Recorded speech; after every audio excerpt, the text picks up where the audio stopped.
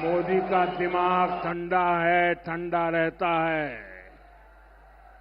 लेकिन मोदी का लहू गर्म होता है। मोदी की नसों में लहू नहीं, गरम सिंदूर बह रहा है।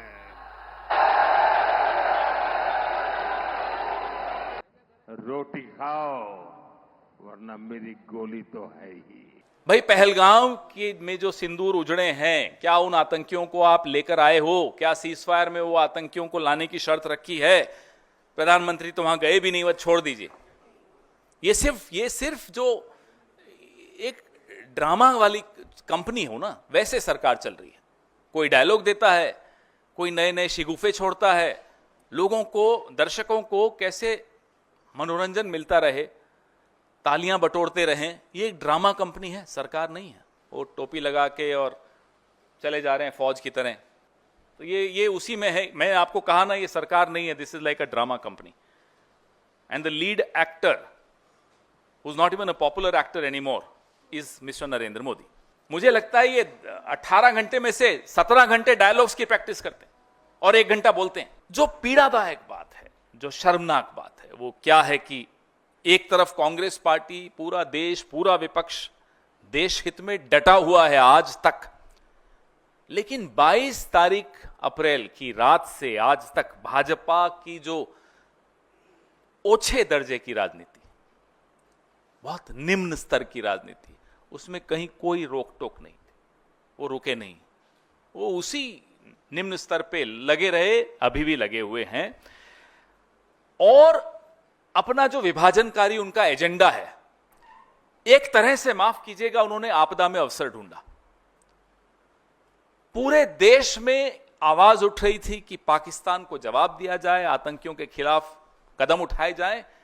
भाजपा के लोग कश्मीर के छात्र छात्राओं के साथ दुर्व्यवहार कर रहे थे। देश की जो अकलियत है, माइनॉरिटी है, मुसलमान है, उनके साथ दुर्व्यवहार कर रहे थे। सोशल मीडिया पर क्या कर रहे थे, आपके सामने। आपदा में अवसर इसीलिए कहता हूं। और जो आधिकारिक सोशल मीडिया हैंडल्स हैं, उसमें एक धार्मिक उन्माद फैलाने की चेष्टा की गई। मतलब आप देखिए, एक सत्ताधारी दल का स्तर देखिए कि जहां देश दहला हुआ है, देश उम्मीद कर रहा है कि भाई आप इन सब भेदभाव से ऊपर उठकर जवाब देंगे पाकिस्तान को, आप उसी स्तर में और ज्यादा दलदल में घुस रहे थे। आपने वो काम किया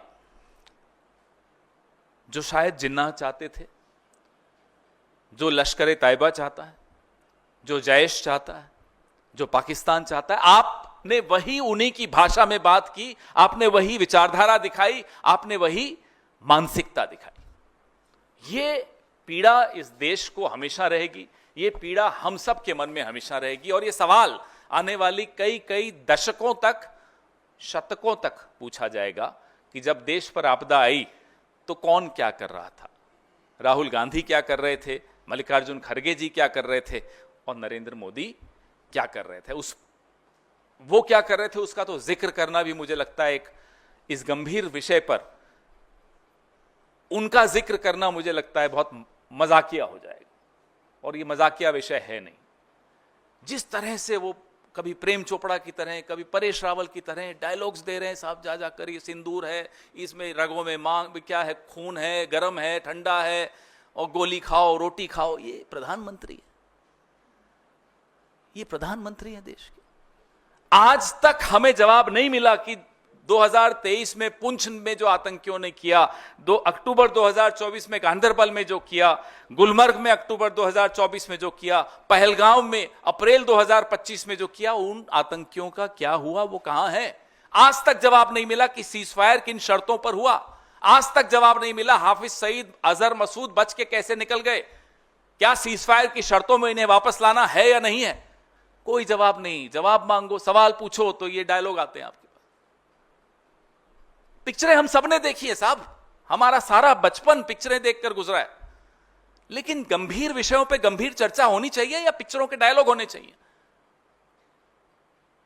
पूरी विदेश नीति ट्रोल्स को आउटसोर्स कर दी, पूरी सुरक्षा नीति ट्रोल्स को आउटसोर्स कर दी, पूरी आंतरिक नीतियां जो हैं, राजनीति जो है, राजनीतिक विमर्श जो है, ट्रोल्स को आउटसोर्स कर दिया। ये उसका नतीजा है। नतीजा मैं आपको बताता हूं क्या हुआ पिछले 10 घंटों में क्या हुआ विदेश नीति का। मैं आपको एक ज्वलंत उदाहरण देता हूं। कुवैत ने पाकिस्तान से वीजा की रेस्ट्रिक्शंस जो रोक थी वो हटा दी। ये अभी कल हुआ है। कुवैत में जो लेबर फोर्स है 21% भारत का है। यह भारत की विदेश नीति है कि अब चूंकि अमेरिकी राष्ट्रपति डोनाल्ड ट्रंप ने पाकिस्तान और हिंदुस्तान को हाइफनेट कर दिया, एक कर दिया, और हमारे यहां से चू नहीं निकली, न प्रेम चोपड़ा बोला, न परेश रावल बोला, तो उसकी यह हालत हो गई कि कुवैत अब भारत और पाकिस्तान को एक दृष्टि से देखने लग गया।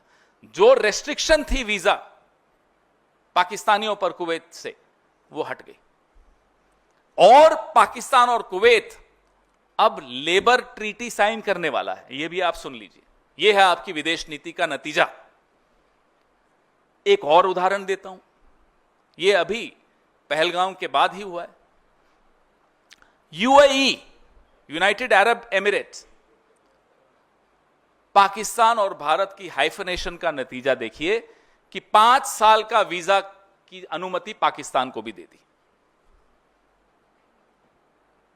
यह स्थिति अब हमारी विदेश नीति की हो गई है। हम रोज कह रहे हैं, पिछले 1 महीने से कह रहे हैं कि साहब, एक नेपाल और भूटान तक नहीं बोला जब भारत पर संकट आया।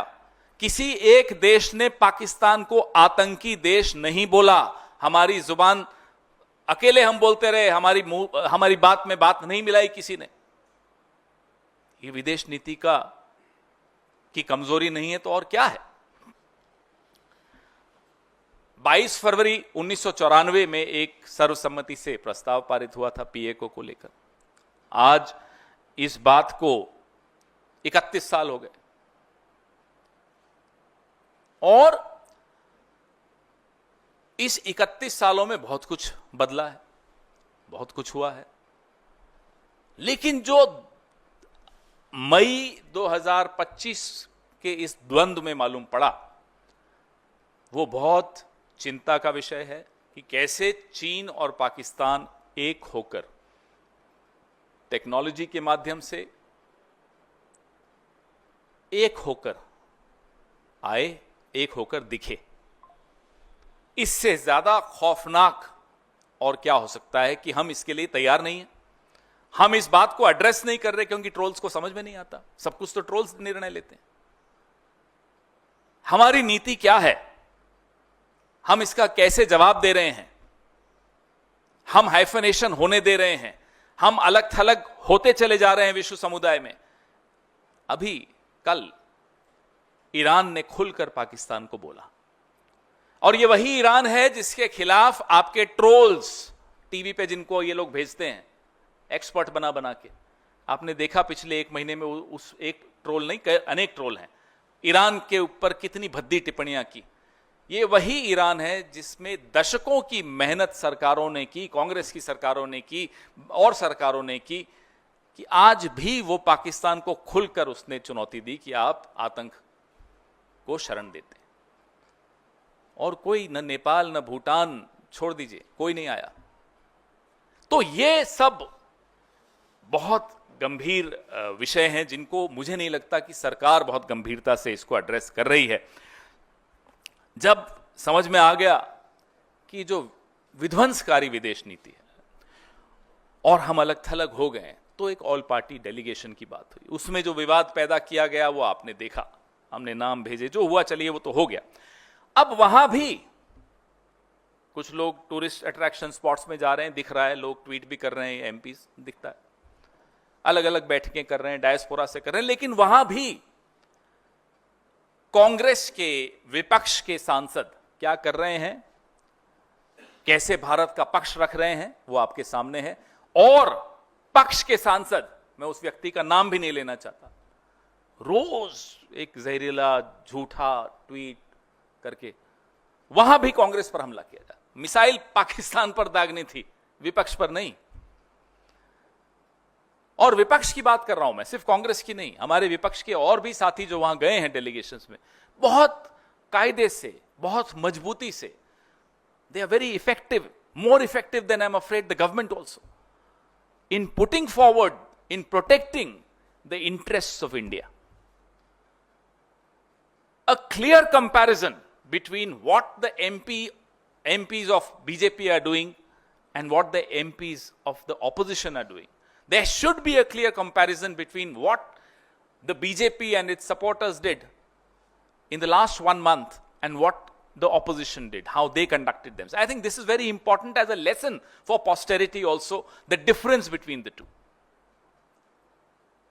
बात कर रहे हैं साहब, कराची पर जा रहे हैं, इस्लामाबाद में हमला हो रहा है, कराची बेकरी पे हमला कर रहे थे, और वो भी किसी बेचारे ऐसे शख्स की थी। ऐसे ये तभी मैं कहता हूं सारी नीतियां इन्होंने ट्रोल्स को दे दी। ये सरकार अब ट्रोल्स चला रहे हैं। आप सबको चिंता में नींद नहीं आनी चाहिए जब ये बात आपको समझ में आ जाएगी तो। This government is being run by trolls, inspired by trolls, operated by trolls, and the results are for everyone to see. When the prime minister talks in the language of a troll, so आप बताइए, चिंता नहीं है तो कैसे होगा काम, कैसे चलेगा, अब कैसे जवाब मिलेंगे, कैसे आने वाली चुनौतियां जो अप्रैल और मई 2025 में जो चुनौतियां समझ में आई, हमें, आपको, विशेषज्ञों को, सबको समझ में आई, उन चुनौतियों का क्या होगा, ये सब जवाब हमें चाहिए। और ये जवाब तभी मिल सकते हैं जब गंभीरता से, बिना ट्रोल्स से प्रेरित होकर बात हो, विशेषज्ञों से बात हो, सरकार को समझ में आए कि साहब यहां हमारी कमजोरी रही है विदेश नीति की, और जिनसे सीखना है उनको आप ट्रोल कर रहे हो। इंदिरा जी को ट्रोल कर लेते हैं साहब, इंदिरा जी को कोई ट्रोल कर सकता है? पाकिस्तान के मामले में आपने देखा उन्होंने क्या किया, भूगोल बदल दिया, और ये चले उनको ट्रोल करने। तो ऐसे लोग जो सरकार में बैठे हैं, मुझे नहीं लगता कि उनसे हमें कोई उत्तर मिल सकते हैं। वो इन चुनौतियों का सामना भी कर सकते हैं, क्योंकि संकट की घड़ी में उनका परीक्षा हुई उनकी, और उस परीक्षा में, माफ कीजिएगा, ये सरकार फेल हुई।